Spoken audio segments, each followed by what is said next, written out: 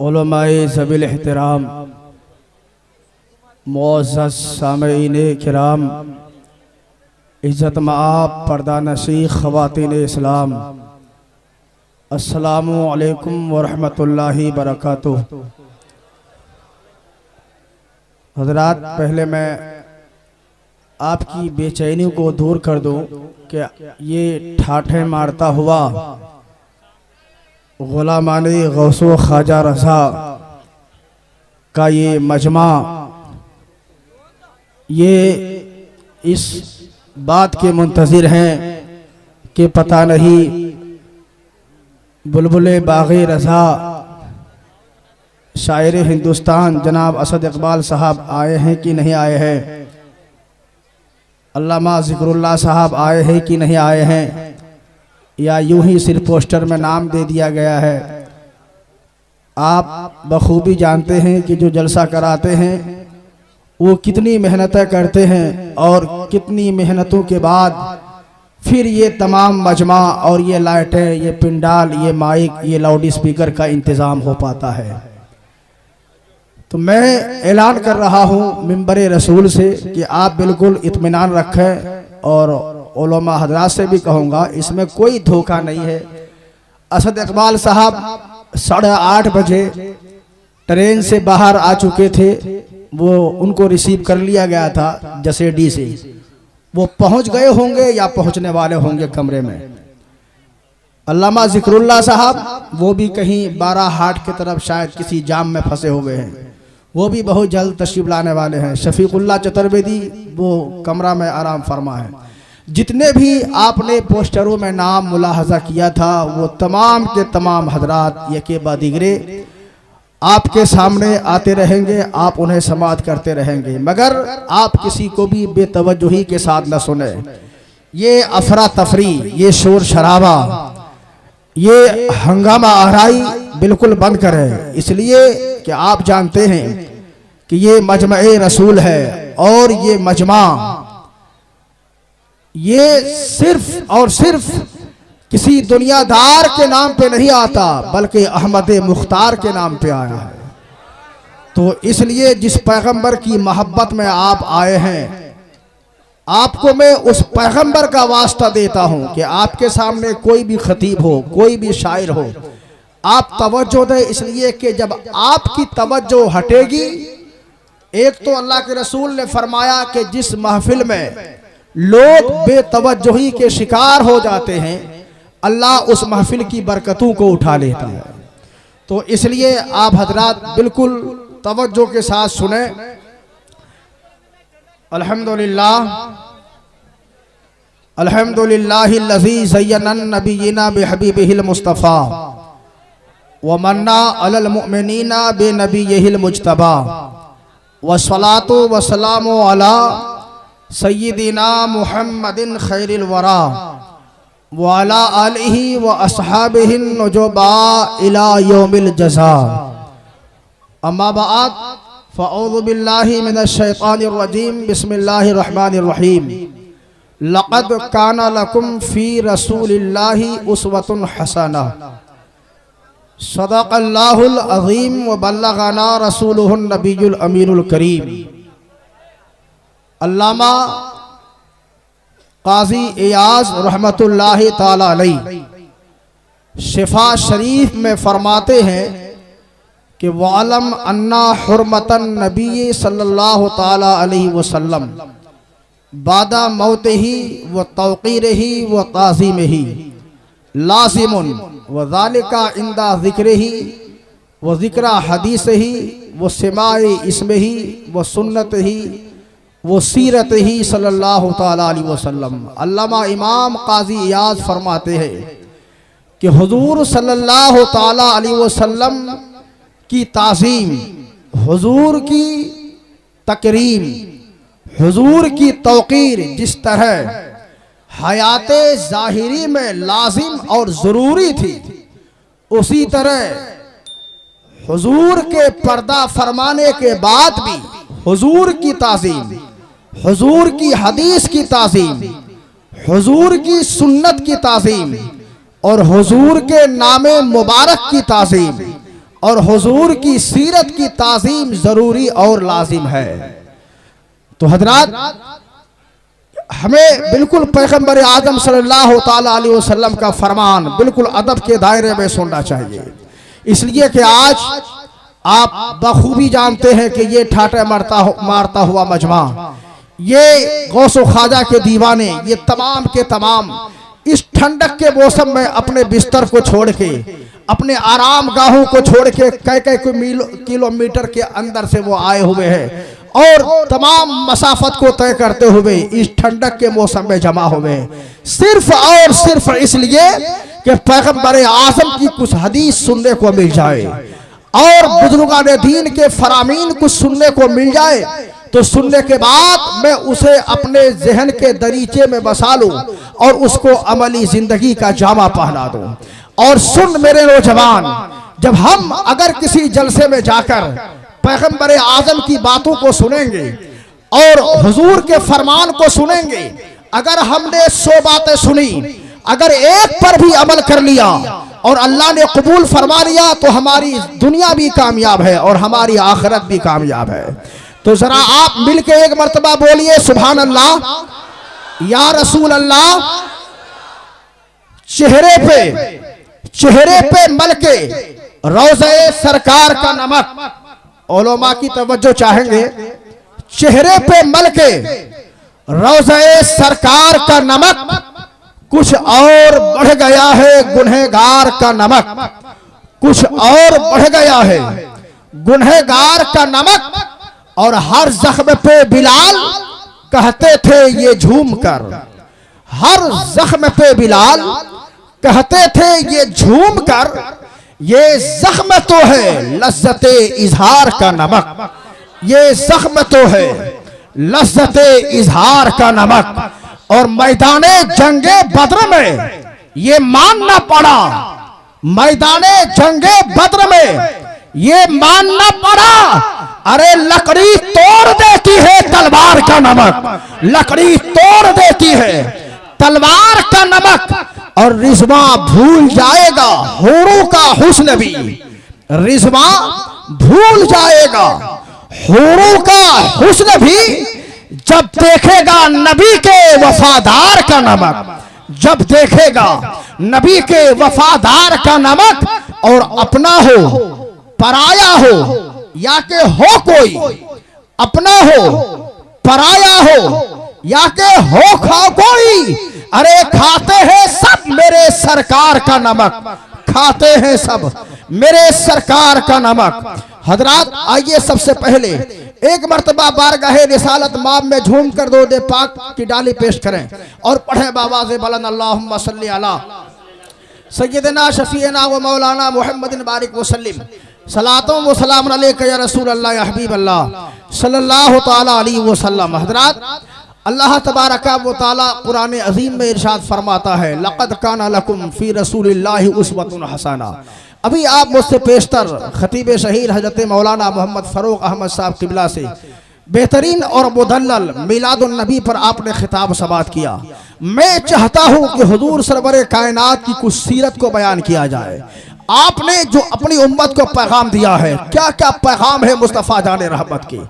आज हम जहालत की तारीकी में क्यों डूब रहे हैं, आज हमारा अमल दुनिया को क्यों शर्मसार कर रहा है, आज हमारा नौजवान आवारगी की राह पे क्यों गामजन है, आज हमारा बेटा एक यूनिवर्सिटी में जाकर अपने रसूल पाक की मोहब्बत को क्यों दिल से निकाल रहा है। क्या हमने कभी इस बात पे गौर किया कि वो पैगंबर कि जिसको खुदा ने हमारे लिए आइडियल बना के भेजा हो, वो पैगंबर जिसको खुदा ने हमारे लिए नमूना बना के भेजा हो। आज दुनिया की कौम का और दुनिया की कौम के रहनुमाओं का जब आप तज़किरा सुनेंगे और उनकी तारीख पढ़ेंगे, कोई ऐसा रहनुमा आपको नजर नहीं आएगा कि जिसने अपनी कौम को जो कुछ कहा हो उसको पहले खुद उस पे अमल किया हो। आज हिंदुस्तान की सरकार मोदी ने नोटबंदी पे पाबंदी लगा दी कि नोट बंद हो गया, 1000 का नोट नहीं चलेगा, 500 का नोट नहीं चलेगा। मर कौन रहा है? गरीब बेचारा। परेशान कौन हो रहा है? गरीब बेचारा। आपने नहीं देखा होगा कि कोई नेता एटीएम के लाइन पे लगा हुआ है। आपने नहीं देखा होगा कि मोदी जी कभी एटीएम के लाइन पे लगा है। आपने कभी ना देखा होगा कि कोई एमपी बैंक पे लाइन पे लगा है। उस लाइन पे लगने वाले कौन है? वो गरीब बेचारे हैं। वो लाइन पर लगने वाले कौन है? वो गरीब लोग हैं कि जो दिन कमाते हैं रात खाते हैं। 10-20 हजार रुपए उसने बैंक में रखा था या 10-20 हजार रुपए उनके पास जमा थे, वो जमा करने के लिए लाइन पे लगा है। लेकिन वो कौन है कि जिसने जो उम्मत को कहा है पहले उस पे अमल किया है, जिसने पहले कौम से जो कहा है पहले उस पे अमल किया है। ना कोई अमेरिका का पोप है, ना कोई ईसाई धर्म का कोई राहिब है, ना कोई यूरोप का नेपोलियन है। अगर ये शर्फ हासिल है तो सिर्फ आमिना के लाल मुस्तफा जाने रहमत को है कि मुस्तफा ने पहले उस पे अमल किया है, फिर उम्मत को अमल करके मुस्तफा ने हुक्म दिया है। यह है पैगंबर आज़म का फरमान। अल्लाह तबारक व तआला के हबीब ने फरमाया कि तुम नमाज पढ़ो अल्लाह के लिए। मुस्तफा ने फरमाया कि तुम इखलास पैदा करो। पैगंबर ने फरमाया कि तुम भूख पर सब्र करो। मुस्तफा ने फरमाया कि तुम ज़कात दो। मुस्तफा के अखलाक के बारे में सहाबा ने आयशा से पूछा, ए उम्मुल मोमिनीन, ये आयशा कौन है?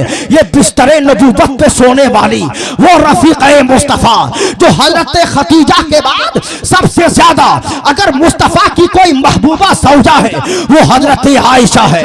मैं एक बात बता दूं, एक शोहर की हकीकत और एक शोहर के बारे में जानकारी जितनी बीवी जानती है उतना कोई नहीं जानता। जितनी बीवी शोहर को समझती है उतना कोई नहीं समझता। जितनी शोहर की हकीकत से बीवी सब जानती है कोई और नहीं जानता। वो खदीजातुल कुबरा के मुस्तफा जाने रहमत के साथ 15 साल की जिंदगी गुजारती है। वो उम्मुल मोमिनीन आयशा पैगंबर आज़म की सोहबत में 9 साल की जिंदगी गुजारती है। लेकिन जब हजरत रसूल खुदा गारे हिरा में जब जिब्राइल अमीन ने आपको भेजा था, आप गारे हिरा से गए। हजरत खदीजा से फरमाते हैं, ज़म्मिलूनी ज़म्मिलूनी, ए खदीजा मुझे चादर उठाओ, ए खदीजा मुझे चादर उठाओ, लगता मुझे कुछ हो गया। लेकिन वो खदीजा बोलती है, ए अल्लाह के पैगंबर आपको कुछ नहीं होगा, इसलिए कि आप गरीबों की मदद करते हैं, आप यतीमों की मदद करते हैं, आप दूसरों पर अपना माल कुर्बान करते हैं, इसलिए कि आज दुनिया में आपसे ज्यादा कोई अमीन नहीं हुआ है, आपसे ज्यादा दुनिया में कोई सच्चा नहीं हुआ है।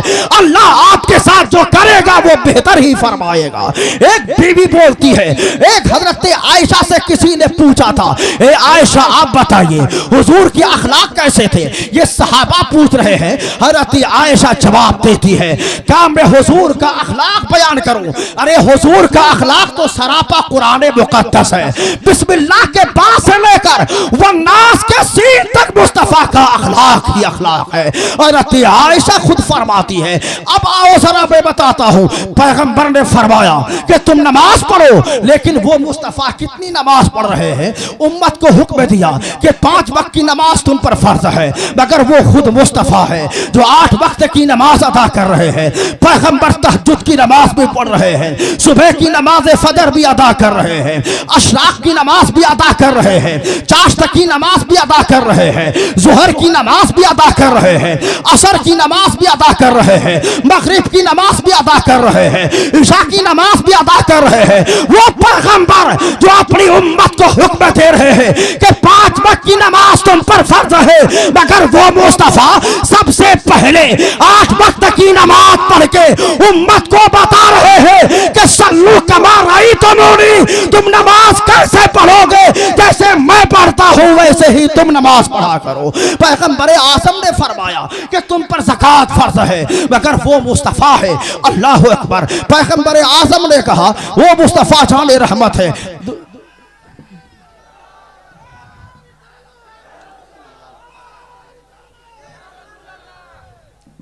तो हजरात दरूद पाक पढ़िए, अल्लाहुम्मा सल्ली अला सय्यदना शफीना व मौलाना मुहम्मदिन बारिक व सल्लिम सलातो व सलाम अलैका या रसूल अल्लाह या हबीब अल्लाह सल्लल्लाहु तआला अलैहि वसल्लम।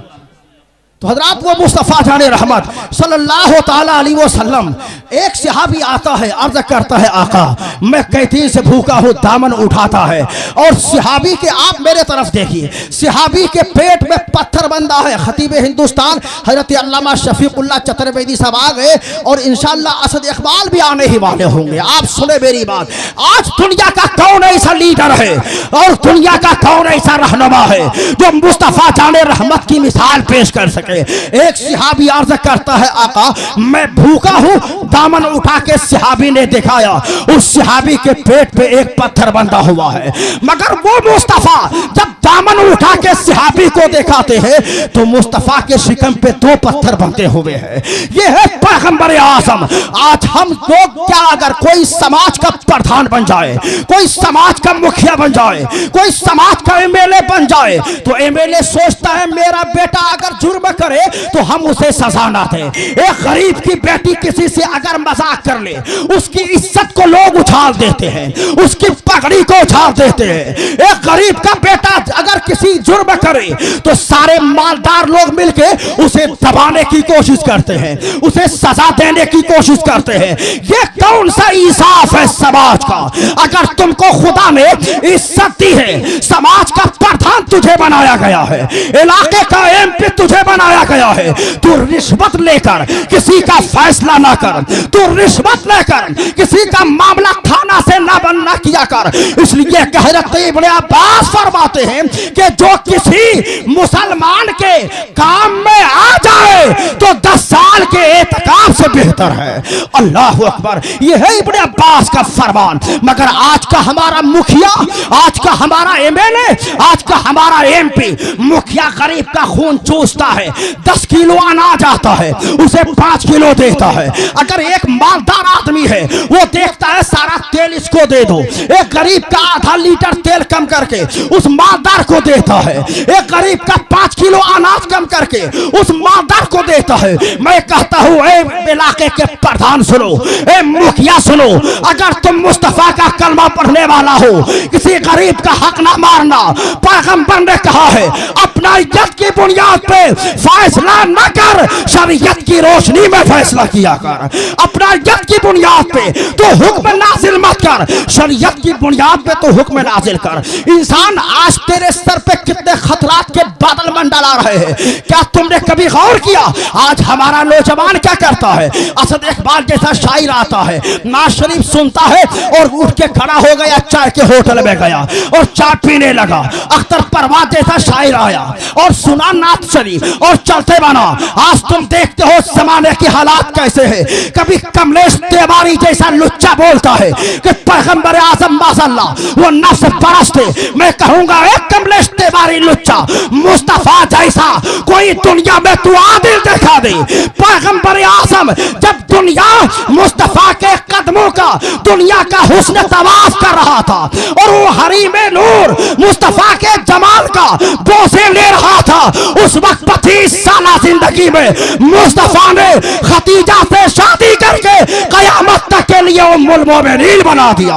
ये शर्फ किसको मिला है? ये मुस्तफा जाने रहमत ने ये मकाम अता किया है। इसलिए मैं कहना चाहूंगा मेरे दोस्त, तुम शरीयत को समझो, शरीयत को पहचानो, इस्लाम के अहकाम को अमल करो। आज अगर तुम्हारे गांव का इमाम है, तुम सोचते हो ये गांव का छोटा सा मौलवी है, इनकी क्या तासीम करे, ये हमारे इमाम साहब भी तो है। लेकिन सुन, चाहे मस्जिद का इमाम हो, स्टेज का खतीब हो या शफीकुल्लाह चतुर्वेदी जैसा चरबे ज़बान मुकर्रिर हो, या फरोग अहमद कादरी जैसा मुकर्रिर हो, तू मत देख लिबास, मत देख ये मेरी ऊंची टोपी, मत देख ये खूबसूरत मेरा जुब्बा, मत देख ये मेरा हसीन चेहरा, बल्कि अल्लाह किसको जन्नत देगा, किसका खात्मा ईमान पर होगा, किसको क्या पता है। ये मैं अपनी बात नहीं करता।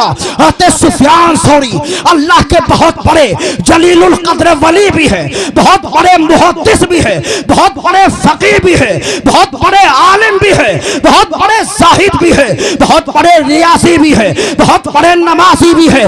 बचपन जवानी में आपकी कमर झुक गई। आपसे उस्ताद शागिर्दों ने पूछा, हुजूर आपकी कमर जवानी में क्यों झुक गई? तो आपने कहा था कि मेरे बचपन के 3 उस्ताद थे, तीनों उस्ताद अपने वक्त के नमाजी भी थे, अपने वक्त के जाहिद भी थे, अपने वक्त के आबिद भी थे, अपने वक्त के सब जिंदादार भी थे, अपने वक्त के नमाजी भी थे। लेकिन जब उनका आखिरी वक्त आया तो एक यहूदी होकर मरा, एक मजूसी होकर मरा, एक नसरानी होकर मरा। ए शागिर्दों, इस हादसे ने मेरी कमर को झुका दिया है। जब से मैंने देखा है अल्लाह के खौफ से डरता रहता हूँ और अल्लाह से दुआ करता हूँ, ए अल्लाह तू मुझे दुनिया न दे, तू मुझे दौलत न दे, तू मुझे सरमाया न दे, तू मुझे असासा न दे, अगर तुझे देना है तो ईमान पर खात्मा नसीब फरमा। हजरत सुफियान सौरी है, अल्लाह अकबर, यानी इतने बड़े मुहद्दिस कबीर है, अल्लाह का खौफ इतना है। किसने कह दिया कि तू जन्नत में जाएगा? जन्नत किसी के बाप की नहीं, जन्नत रसूल पाक की है। हाँ हाँ, हमारा ईमान है कि हर सुन्नी जन्नती है, मगर कब जन्नती है? जब खात्मा ईमान पर होगा। तुमने झंडे लेकर के निकला और हुजूर की पैदाइश का जश्न मना लिया। नमाज एक टाइम की तुम न पढ़ो, अजान हो रही है टीवी पे तुम्हारी नजर है, अजान हो रही है चौराहे पे खड़े होके तुम हंगामाबाजी करते हो। सुन जरा ईमान की कदर क्या है, इस्लाम की अजमत का मामला क्या है। आज हमारे सर पे खतरात के बादल क्यों मंडला रहे हैं? कोई कहती है, कोई औरत कहती है कि नहीं नहीं इस्लाम में तलाक नहीं होना चाहिए। वो कौन औरत है? वो सरखरीद, वो गुलाम औरत है, वो पेशावर औरत है, इसलिए कि उन्हें पता नहीं है। अगर कोई मजहब इस्लाम की पैरोकार अपने शोहर से सुन लेगी कि नहीं नहीं तलाक ये शरीयत का हुक्म है, शरीयत ये इस्लाम का हुक्म है तलाक, वो कभी न चाह कहेगी कि तलाक गलत है। इसलिए मुस्तफा फरमाते हैं कि तलाक ये कोई आम चीज नहीं है। आका फरमाते हैं कि रूबे जमीन पे सबसे ज्यादा हलाल चीजों में अगर कोई नापसंदीदा चीज है तो वो तलाक है। और मुस्तफा फरमाते हैं इस रूबे जमीन पर सबसे ज्यादा अगर कोई नेकी अल्लाह को पसंद है तो गुलाम को आजाद कर देना पसंद है। हजरत अली फरमाते हैं कि जब कोई तलाक देता है तो अल्लाह का अर्श कांपने लगता है। एक चाहिलो, आज तुम जानते नहीं हो तलाक का मामला। आज तुम खेत खलियान से आए, गुस्से में आए, बीवी को कहे 1 तलाक, 2 तलाक, 3 तलाक, आए इमाम साहब के पास, इमाम साहब मुझसे गलती हो गई, मैंने गुस्से में कह दिया, ये 3 तलाक हमने दे दिया, कोई रास्ता निकाल दीजिए। आए अल्लामा शफीकुल्लाह के पास, कोई मसला हल कर दीजिए। आए इन इमाम के पास, लेकिन तुमने खुद अपने से अपना खून किया है। अगर तुम जानते होते कि तलाक नहीं देना चाहिए और कब देना चाहिए, इन जाहिलों को क्या पता था जो आज तलाक पे पाबंदी लगाता है? इन जाहिलों को क्या पता है जो आज खुला पे पाबंदी लगाने की बात करता है? इन जाहिलों को क्या पता है आज नानो नफका पे पाबंदी लगाता है? मैं कहूंगा सुन, तलाक किसी हिंदुस्तान के जवाहरलाल नेहरू का बनाया हुआ कानून नहीं, किसी गांधी का बनाया हुआ कानून नहीं, तलाक तो अल्लाह का बनाया हुआ कानून है। मुसलमान अपनी जान दे देगा मगर शरीयत के अहकाम की तब्दीली को बर्दाश्त नहीं करेगा। इसलिए कि ये मुसलमान उस मुफ्ती आजम हिंद का गुलाम है। अरे जब शहरबानों का मामला हुआ था उस वक्त भी हमने सर पे कफन बांध के निकला था, और जब नसबंदी का मामला आया था और कहा था नसबंदी जायज है और मुसलमान नसबंदी कराए और इंसान नसबंदी कराए, तो उस वक्त दुनिया खामोश थी। अकेला बोलने वाला कोई और नहीं, रजा का बेटा मुफ्ती आजम हिंद था, जिसने कहा था कि गांधी तुम्हारी हुकूमत बदल सकती है मगर मेरा फतवा नहीं बदल सकता है। हम उसी मुफ्ती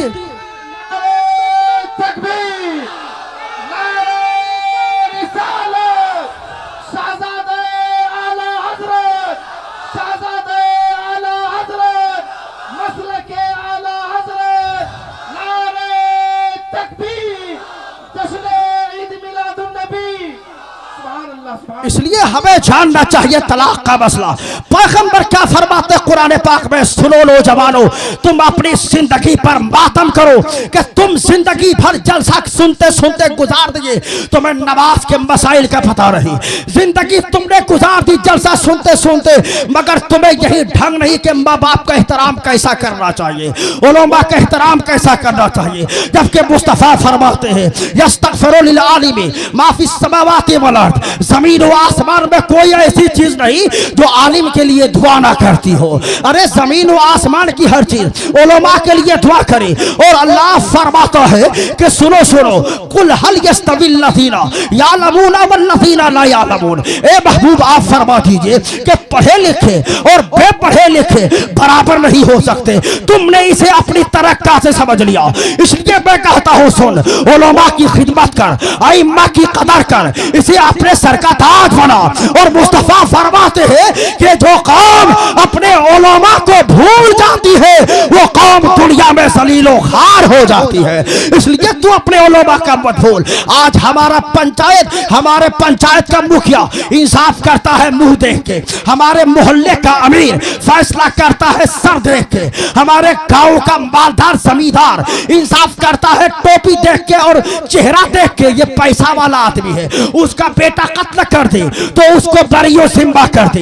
एक गरीब का बेटा किसी को पत्थर उठा के मार दे, वो काबिले सजा हो जाए। तो मैं पता नहीं पैगंबर आज़म है और कबीले मखजूमी की एक औरत है, वो चोरी करती है, तो कबीले मखजूमी ने कहा कि ओसामा हुजूर के करीब है, अगर ओसामा से हुजूर की बारगाह में सिफारिश करवाया जाए तो हो सकता है इसका हाथ न काटा जाएगा। ओसामा को बुलाया गया, कबीले मखजूमी के अफराद ने हजरत ओसामा को बुलाया और कहा ए ओसामा हुजूर से सिफारिश कीजिए ताकि इन्हें सजा न मिले, इनका हाथ न काटा जाए। हजरत ओसामा हुजूर की बारगाह में पहुंचते हैं, अर्ज करते हैं आका कबीले मखजूमी की एक औरत ने चोरी किया है, उसका हाथ न काटा जाए। मुस्तफा फरमाते हैं ए ओसामा सुन, अय्युहन नास इन्नमा अहलकल लज़ीना क़ब्लहुम इन्नहुम कानू फ़ीहिमुश शरीअ इन्नहुम कानू इज़ा सराका फ़ीहिमुश शरीफु तराकू।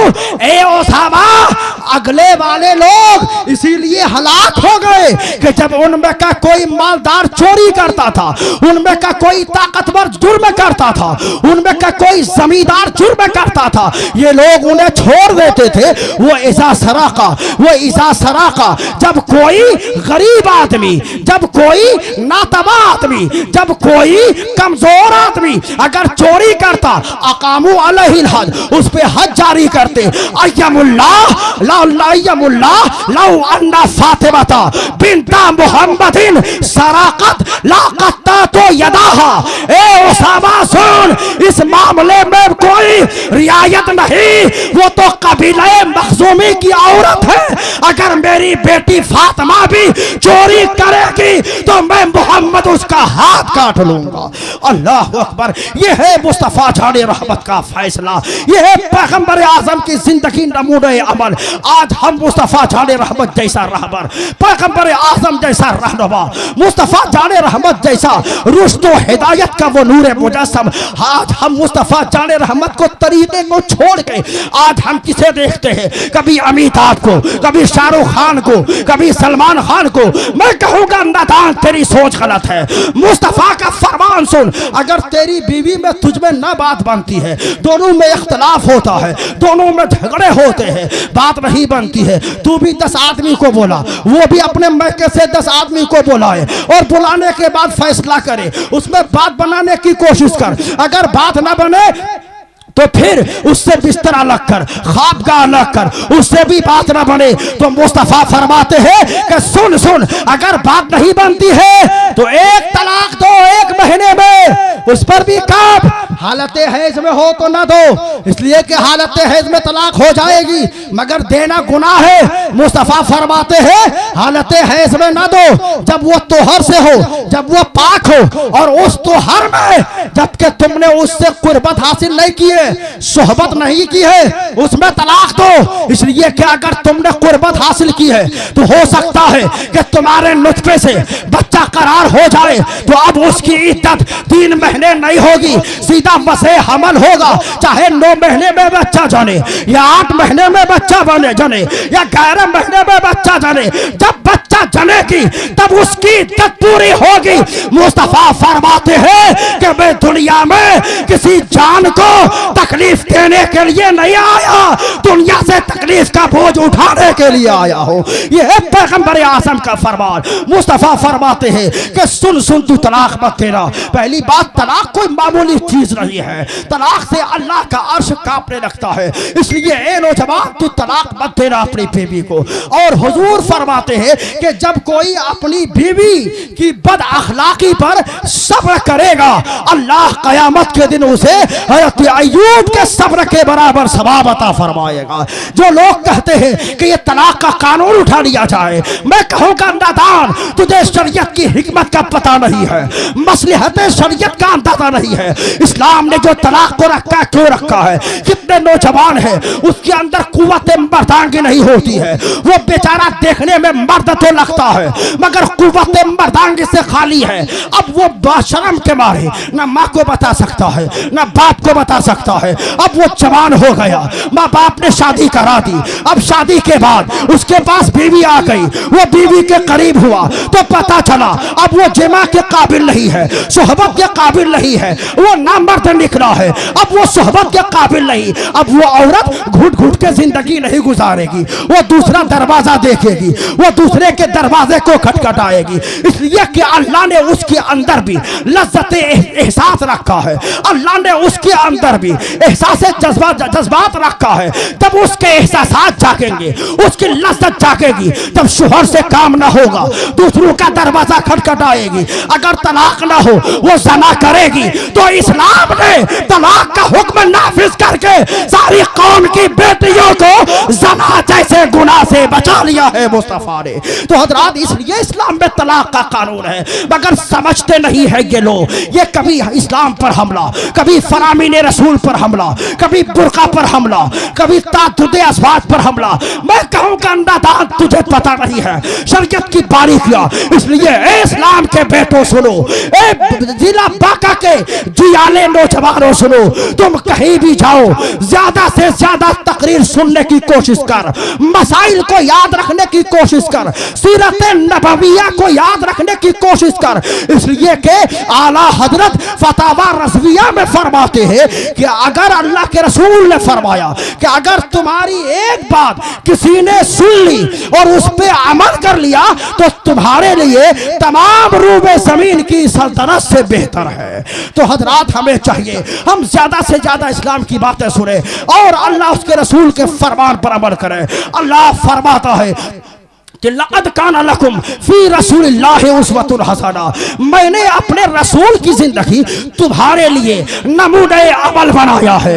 आज कुछ लोग कहते हैं ये हिंदुस्तान में 1000 साल की हुकूमत मुसलमानों की रही, मुसलमानों ने क्या किया? मैं कहता हूँ नादान सुन, आज नोटबंदी हुई है, आज इंसान भूख से बिलख रहा है, नोटबंदी हुई है, इंसान परेशान है। लेकिन जब औरंगजेब का दौर था, जब महमूद गजनवी का दौर था, जब शाहजहां का दौर था, हर इंसान खुश था, हर आदमी खुश था।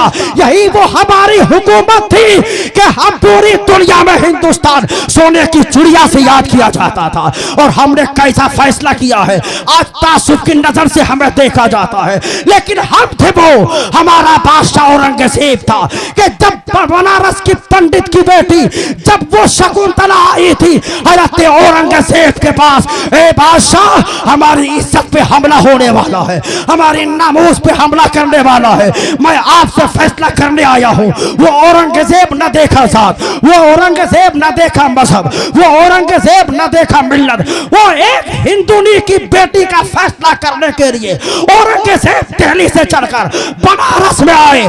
जब तक उस जालिम को औरंगजेब ने सजा न दिया उस वक्त तक आपने खाना नहीं खाया था। ये था हमारा बादशाह, ये था हमारा कानून। और हजरत महमूद गजनवी है, अल्लाह अकबर। एक रात आप सो रहे हैं, आज हमारे पड़ोस में अगर कोई गरीब भूखा है हमें पता नहीं है, हमारा भाई परेशान है हम खबर नहीं लेते। एक भाई मालदार है, बकरे का गोश्त खा रहा है, उसके यहाँ रोजाना मुर्गा बन रहा है, वो बिरयानी खा रहा है, वो पुलाव पका रहा है, मगर एक गरीब भाई है जो मजदूर है, जो लेबर क्लास का आदमी है, जो बहुत गरीब आदमी है, आज उसके घर में खाना नहीं बना। एक भाई पूछने को तैयार नहीं है, वो देखने को तैयार नहीं है, क्या यह इस्लाम नहीं रही? अरे मुस्तफा फरमाते हैं तुम्हारे पड़ोसी अगर चाहे वो हिंदू हो चाहे वो मुसलमान हो, अगर वो हिंदू तुम्हें तकलीफ ना पहुंचाता हो, अगर वो बीमार है तो उसकी इयादत के लिए तुम जाया करो, अगर वो भूखा है उसे खाना खिलाया करो। ये किसका पैगाम है? ये मुस्तफा जाने रहमत का पैगाम है। हज़रत महमूद गजनवी है, वो अल्लाह का बंदा, वो मुस्तफा जाने रहमत का गुलाम है। वो रात को सो रहे हैं मगर नींद नहीं आ रही है, करवटें बदल रहे हैं मगर नींद नहीं आ रही है। आपने कहा क्या किया जाए? आपने अपने कारिंदों को भेजा कि जाओ आज जरा मेरे मकान के पीछे, मेरे महल के पीछे गलियों में देखो जाकर के कि कोई परेशान तो नहीं है, कोई जालिम किसी पर जुल्म तो नहीं कर रहा है। उनके कारिंदे गए और जाने के बाद देखा कि सब खामोश है। वापस आए, कहा बादशाह सबके सब सो रहे हैं, कोई किसी पर जुल्म नहीं कर रहा है, मगर वो महमूद गजनवी है, फिर भी नींद नहीं आ रही है। खुद अपना लिबास बदलते हैं और लिबास बदल के फौरन बाहर निकलते हैं। एक घर से आवाज आती है, चिराग चल रहा है, घर से सिसकियों की आवाज आ रही है। करीब गए तो एक आवाज देने वाला दे रहा है, ए महमूद गजनवी, अल्लाह ने तुझे बादशाहत दी, अल्लाह ने तुझे इज्जत से नवाजा, अल्लाह ने तुझे सरफराज किया, तो तू अपने जानशीनों के साथ, अपने मुहिब्बीन के साथ, अपने दोस्तों के साथ तू इज्जत और मजे की नींद लूट रहा है और मुझ पर जुल्म हो रहा है। इतना सुनना था। महमूद गजनवी ने कहा, ए साहब खाना दरवाजा खोलो, तुम्हारी फरियाद को मैं हाजिर हो गया हूँ। दरवाजा खोला गया, कहा बताओ क्या बात है। उस कमजोर आदमी ने कहा बादशाह आपके कारिंदे का एक आदमी आता है, वो मेरी बीवी से रोजाना ज़ना करता है और वो चला जाता है, ना मेरी बीवी किसी से कह सकती ना मैं किसी से कह सकता। वो बहुत बड़ा ताकतवर है और लगता ऐसा है वो कोई आपका खास आदमी है। बादशाह ने कहा था कि चल तुम मेरे साथ मेरे दरबार में चल। दरबार में ले आए, सबको आपने बुलाया, कहा इस शख्स को पहचान ले, अगर ये कल किसी भी हालत में मेरे पास आए, अगर मैं नमाज में रहूं फिर भी इनके आने की इत्तला मुझे दे देना। वो शख्स चला जाता है। फिर दूसरी रात हुई, वो जालिम आता है, उनकी बीवी से ज़ना करता है। वो भागा भागा बादशाह के पास आया, कहा कि ए बादशाह वो जालिम फिर आया हुआ है, घर में बंद है। महमूद गजनवी हाथ में तलवार लेते हैं और निकलते हैं। जाने के बाद कहते हैं, ए साहिब खाना तू घर के चिराग को बुझा दे। अंधेरा कर दिया जाता है, अंदर दाखिल होते हैं। दाखिल होने के बाद तलवार चलाते हैं, वो जालिम को कत्ल कर देते हैं, सर तल से जुदा हो जाता है। हजरत महमूद गजनवी फरमाते हैं कि अब तू चिराग को जला दे। चिराग जलाया गया, कहते हैं कुछ खाना लेके आओ। वो गरीब आदमी कहता है, ए बादशाह आपकी हिकमत मुझे समझ में ना आई, आपने चिराग को क्यों बुझाया? दुनिया कत्ल करती है तो दिन के उजाले में, दुनिया कत्ल करती है तो रात की रोशनी में, दुनिया कत्ल करती है कोई रोशनी का इंतजाम करके, मगर आपने चिरागों को बुझाने के लिए मुझसे क्यों कहा? तो बादशाह ने कहा था, ए शख्स सुन ले, मैंने सोचा था कि मेरी सल्तनत के अंदर इतना बड़ा जुल्म करने वाला कोई गैर नहीं होगा। मेरे जितने बेटे थे उन बेटों में से शायद कोई मेरा बेटा होगा, इसलिए मैंने चिराग को बुझा दिया ताकि मेरा बेटा ही क्यों ना हो मैं जब तलवार चलाऊं तो कहीं बेटे की मोहब्बत मेरे इंसाफ के तलवार को रोक ना दे, इसलिए मैंने चिराग बुझाने का तुम्हें हुक्म दिया था। अब वो गरीब आदमी कहता है, ए बादशाह, आप में तो एक गरीब आदमी हूँ, मेरे पास सूखी रोटी के अलावा आपको क्या मिलेगा? बादशाह कहता है कि तू सूखी रोटी लेके आ, कसम खुदा की जिस दिन से तूने मेरे पास खबर पहुंचाया है उस दिन से लेकर आज तक ना मैं एक घोट पानी पिया हूं ना एक दाना खाना खाया हूं कि जब तक मैं मुस्तफा के कलमा पढ़ने वाले को उनका इंसाफ न दे दूं उस वक्त तक मैं खाना नहीं खाऊंगा। इसलिए मुझे भूख है, मुझे रोटी खिला दो।